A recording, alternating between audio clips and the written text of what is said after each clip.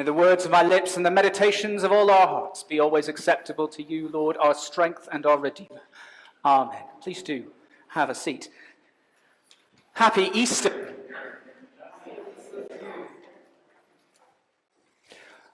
It's a far cry from what I recall last year, holding this service in our sitting room and having to go out into the garden and attempt to light a fire, and all sorts of challenges ensued.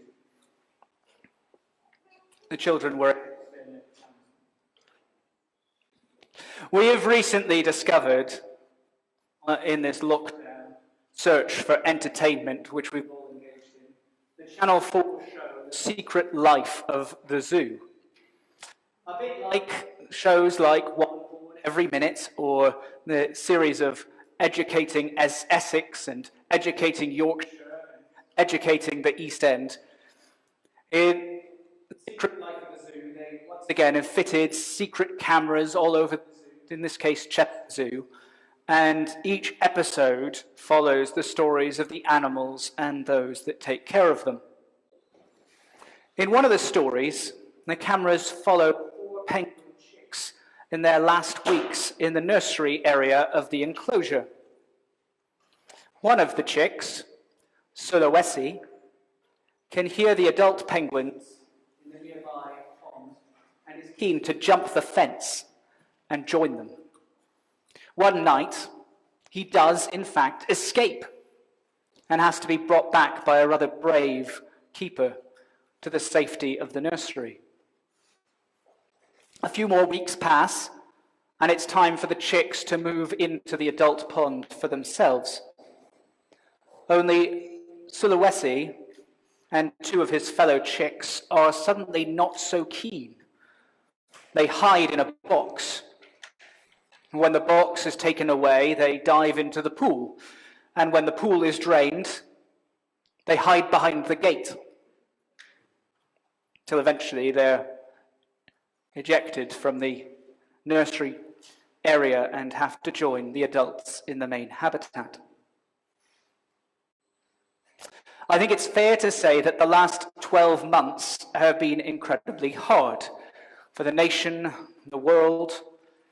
We have joined together many times lamenting our current predicament, while also celebrating those life events that happen along the way, and those people who've kept us going, those people who've cared for the sick and developed and administered a vaccine.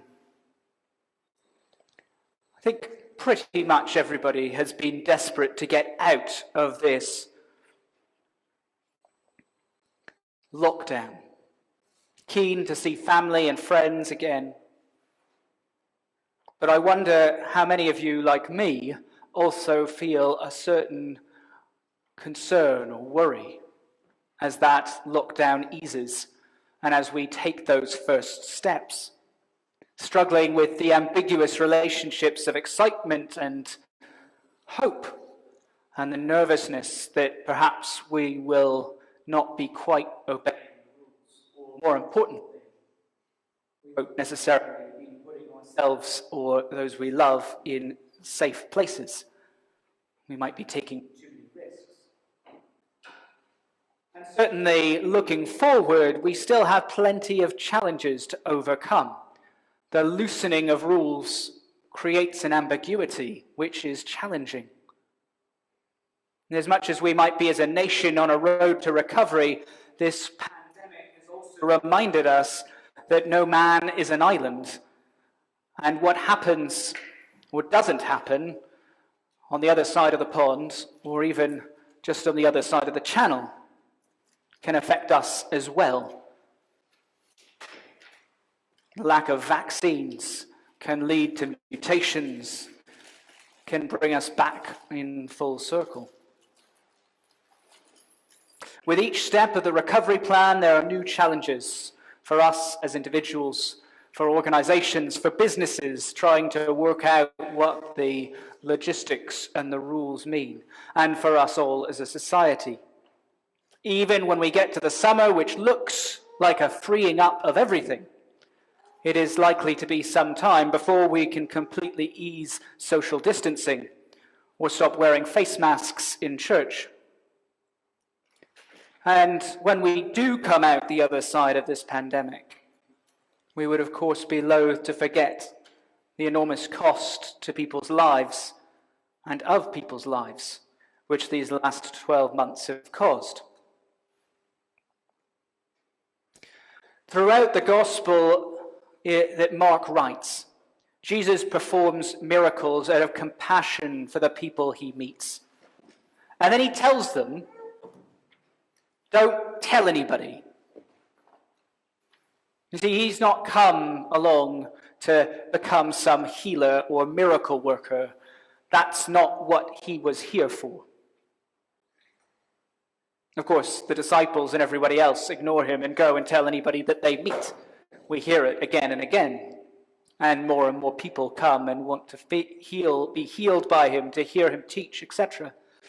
And then at the end of the gospel, in this great story we hear this morning, as Mary and Salome reach the tomb and find it open, and the angel gives them this amazing news that Jesus is risen and that they should go and tell people.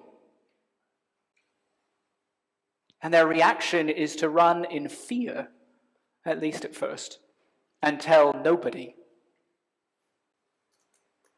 The fortunate thing is the story doesn't end there, and they are the first witnesses, these three women, to Christ's resurrection.